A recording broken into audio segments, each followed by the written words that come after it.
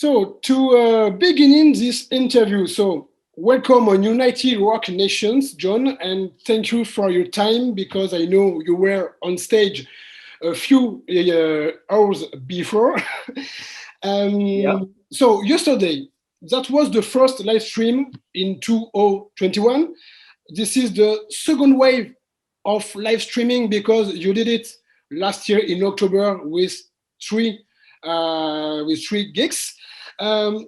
Just what was your feeling yesterday to to do this new session for this new year? That was cool. And last night was a little stressful on my half because we everything you saw yesterday was all done by us. It's all our stuff, it's all our gear, all our equipment, and it was all on us. So the first couple of streams we did it other big studios and paid lots of money to very good production companies. And even the second one we did here, we had some help with us. So yesterday was the first time. Mark Prater's the only guy we have here with us, pushing some buttons and keeping an eye on things as we're playing. So it was fun and exciting to do it all on our own. And could you explain to us and to the public how did you have this idea last year to make these three shows and to do the same this year? What the impulsion? What motivates you? Yeah, I mean, we're like most bands, we're shut down right now. We have nothing to do. So we've been trying to spend some time working on gear and doing what we do, but in writing music. But you kind of have to have something scheduled, something to do to keep yourself really in practice and do it. So we just came up with the live stream idea. We had some friends at ESI that helped us the first couple of times. And then we've invested the time and money to get the stuff set up here in our own studio. But it's just, we love our fans. We want to be with our fans. And we have the greatest fans in the world. We just absolutely love our fans. Anytime we do anything, they support us to all day long. And just trying to do what we can do right now to help everybody through this. When I watched the first show and when I watched the show for yesterday, when I have a look on the chat, we can see it's a very good success, this idea. When you decided to do that show, do you think it will be so enthusiastic by fans and by people? I've been thinking about it because I like messing with the hardware and I love the technology. So I love the recording and the video stuff. And I've been kind of working on this for a while before the pandemic started. But once we were out of the pandemic, I really kind of made the guys realize, hey, look, a small investment of some stuff and we can do this stuff all on our own, But, I probably would, there's probably not very many bands that I would probably want to log on to pre-pandemic and sit and watch, in my house on a computer or whatever.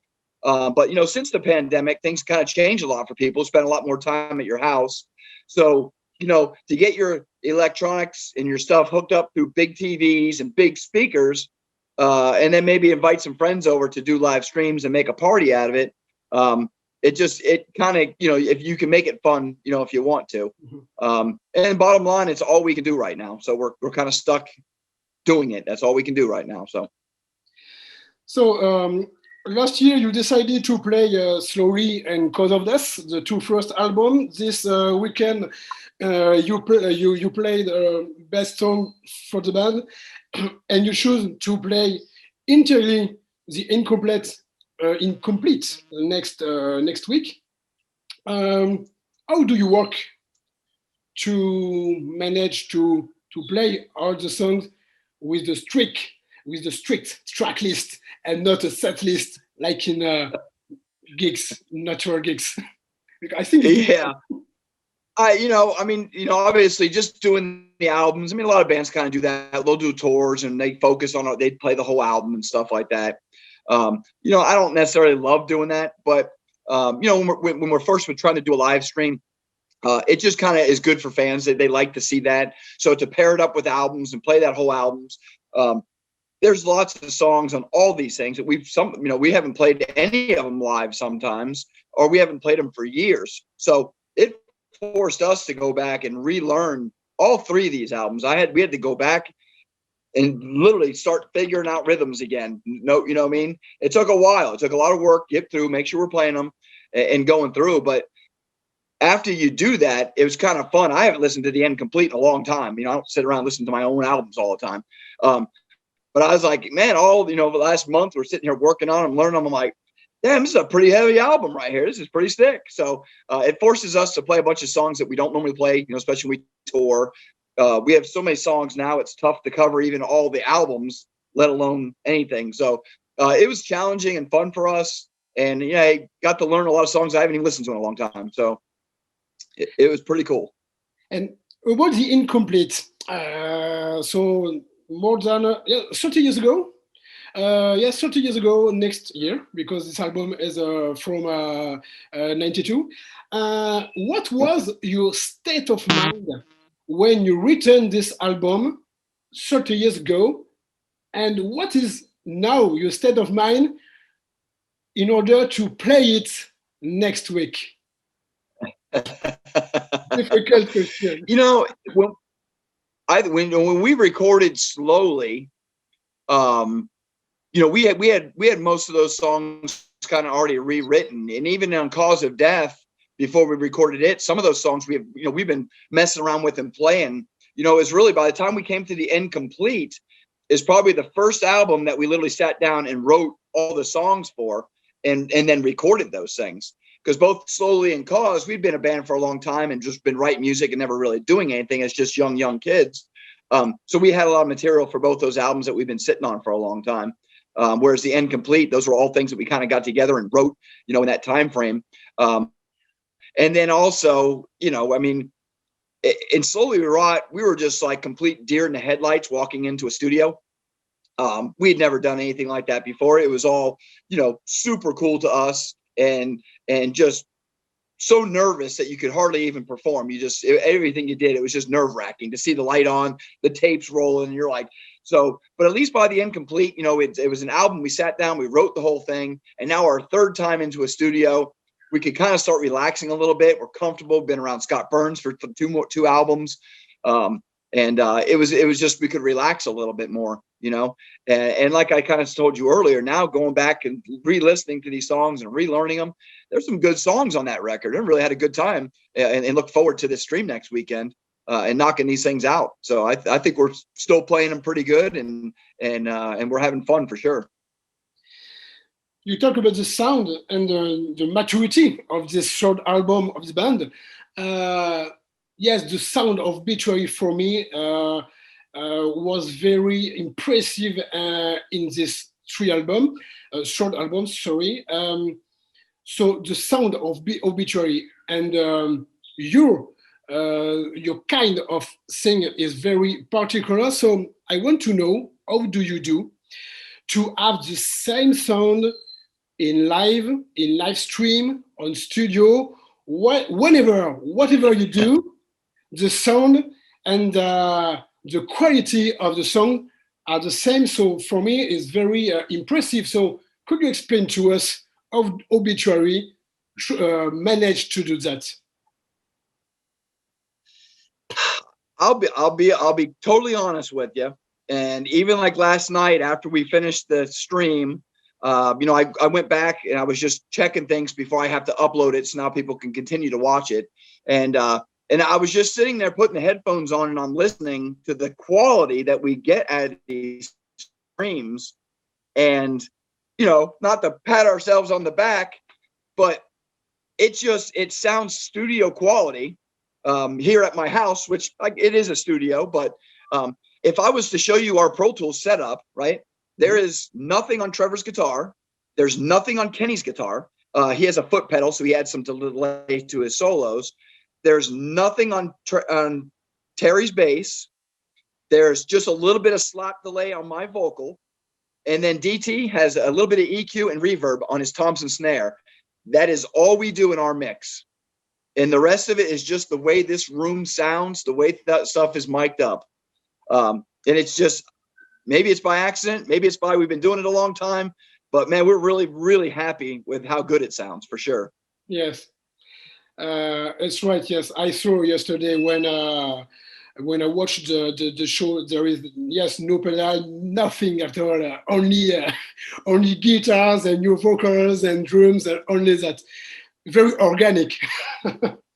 It is. It's very minimal production, and Yeah. it's blending so well. We're really happy with our lineup. I mean, we think Kenny, his style and his leads and the way he plays, and Terry's bass tone and stuff. We're really comfortable with each other right now. We're really playing good and solid, and it kind of just shows. I think in the music, we're just really comfortable and having a good time, and just letting it go. So. Now, John, question about your state of mind when you are on live stream because Obituary is a very live band. I know you like to make all around the world your show with the public, with people with you, but pandemic uh, couldn't make that. So, how do you do to perform in front of a camera without people and you manage to do something with us behind the camera. So how do you do to make that? It's really really amazing. Yeah, well, and it's tough for us because I mean I hate photo shoots, let alone I hate video camera shoved in my face. I don't enjoy a camera per se. You know what I mean? That's live is one thing. You got the atmosphere, and I don't like those cameras. But I'll tell you, yesterday on Friday we practiced the whole set and tested everything here in the studio. We played and sounded so good on Friday, and then yesterday, as soon as you hit record, it's like everything just gets tightened up and you just get nervous, and it's just tough. Can't explain it, but you do. As soon as that record button goes on, that and you're live to the world, yeah, everything tenses up. It's the stress kind of gets to you, and it takes a few songs to loosen up. I also had a lot on my mind, all the technical end, because I was, pretty much running all that stuff and making sure everything's going through right. So it's still to this day even a little nerve wracking, even if you are in here in your studio. As soon as you know you're live to the world, you get nervous, and but we it just gets to you, but it's fun. No worries, you did the job, and no worries, you did the job the last year, and I think you will do the job next week. All right. Yes, obituary. We know it's only always something very sure on stage. I think. Yeah. Yesterday, two guests with the two guitarists from Power Trip Yeah. during the show. I think they are friends of you. How do you schedule these two guys with obituary and they play two songs with you on guitar, so it was very fun. So could you explain to us how do you schedule this this reunion, this guest session? Yeah. We went on tour, and Power Trip was on tour with us when we met those guys. Mm-hmm. And just, absolutely love those dudes. We had a great time. They're just a lot like us, Texas boys, Florida boys, kind of rednecked in a way. And we just got along great. And they were just, they're such a good band. I enjoyed them every night, sitting out there watching them and just being around them and having a good time. And obviously Riley passing away was just an absolute horrible thing. Felt terrible for those guys. That was a band that was just kind of, I think they were really posting themselves to maybe hit a next level. I think Power Trip had something going for themselves. They had a good sound, a good vibe, and a great band. So just to be able to have those guys, come here, show up, and sit there and play a song with them, have them play one of our songs. And then just, going out and hanging out with them, having some beers with them last night and stuff. That was awesome. It made for a fun event. It might be nice to have some other bands show up and come in here and join us and do some stuff. If it's up, it's just as tough. It's a tough pressure here. You really got to be tight, know what you're doing, and be a good band, because it's going to show really quick if you're not really tight and on top of your game. So, but it was fun, as you can imagine. I feel bad for those guys, and we just, hope for the best, whether what they decide to do. If they decide to move on and continue with a new singer, we would support them. So they got some thinking to do. And like I said, it's just sad. So For the next show, next week's from the show for the Incomplete, this show I think will be on the same studio last year yep. when you play slowly and cause of this. Um, do you play with guests next week or only obituary and only the Incomplete? Yeah, no, it's actually, it's going to be here in our studio again next week. And it's just us. We don't plan on having any guests. But we're going to run through that Incomplete set. And just have a good time with it, and relive some old music for sure. Okay.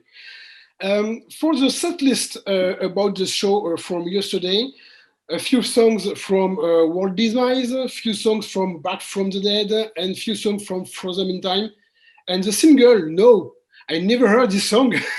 So, how do you do every of yours to choose this set list? Because this set list was really amazing.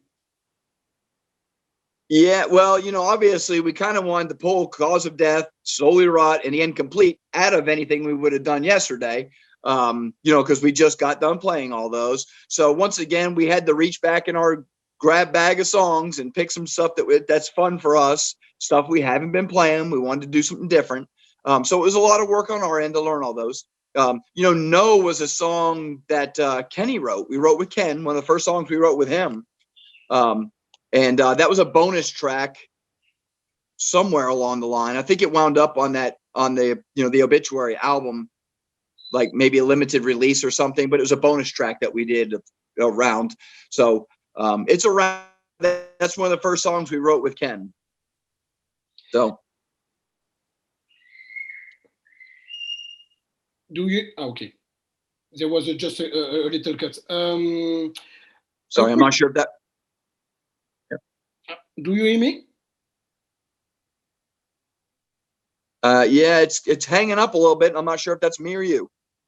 No, it's okay. Yes, the connection is okay. Come back. Yeah. A question about real live. We hope so. I think you too. Real gigs could be come back. But a question: do you think it's possible to combine real live with live streaming on a show in order to have more people on stage and on virtual TV, in order maybe to have more people and maybe to enjoy people who couldn't come to the show because of they are sick or because of they are so far to come back on stage. So do you think it's a possibility for Obituary to do that when pandemic done? Yeah, we're kind of having fun with these live streams. I mean, and it's funny because so I was talking to somebody this morning, a friend of mine, and I always tell them that we always we'll have a tour booked in America, let's say. So we sit down and we put together a set list and we work it, and then we go and we tour America with that set list, and then it's usually done. After it's done, it's done.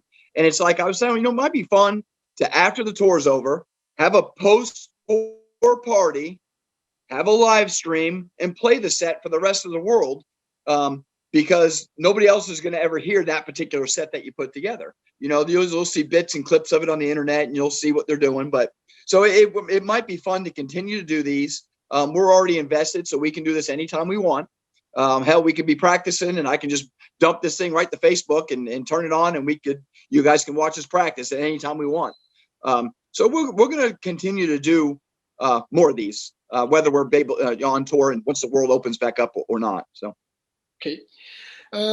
Now a question about the future of Obituary, because the last album, the self-titled album Obituary, turned for 4 years this year. So have you got some material? Do you work on a new material maybe for the few months or the few years in order to have the 11th album of Obituary? Yeah, no, we definitely been working on new tunes.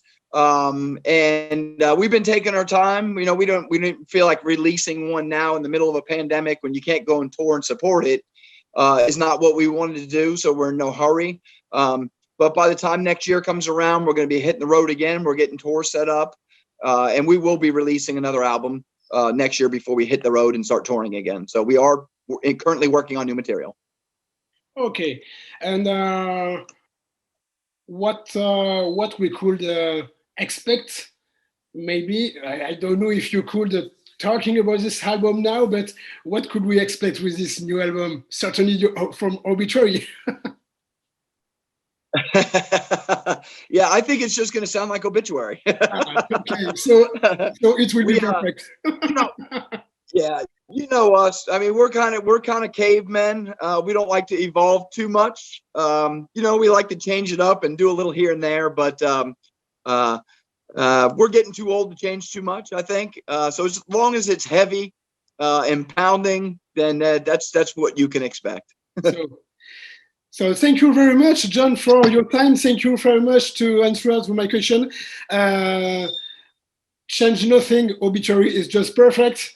And I think people want to hear Obituary and John and all of the band to the sound and to this vocal. So thank you very much for that. And have a great show next week for the Incomplete. All right. Well, hey, thank you so much. I appreciate your time and your support. And we miss all you guys. Can't wait to get back to France and do some festivals and play some shows. I think we missed you guys all together on that Slayer tour. For some reason, there was no France show. Slayer, and that stunk. I was kind of surprised. I saw you in Spain because I live in the south of France. So for me, it was easier to go in Barcelona. So I saw you, on the Slayer tour, yeah. And nice. That was fun. That was really cool. That was really fun. It was too short, only 30 minutes. It was too short. For me, it's better you will in the second set and Lamb of God in the first set, and you in the second set and Slayer after because it's Slayer too. Yeah. I think it will be better. You know, yeah. You know what? It did go by awfully fast. It was super challenging to put a set together because we only got maybe 5 or 6 songs, maybe I think we were playing. And you saw us on stage. We kept hammering through them. We did not take a lot of time in between. So we tried to pack what we could in there. But it did make it awfully exciting 30 minutes. So yeah. But it was very good. So thank you very much. Thank you so much. See you next week for me behind my camera. Thank you. Bye-bye. There you go, man. Get it done. Thank you. All right. Thanks. Thank you.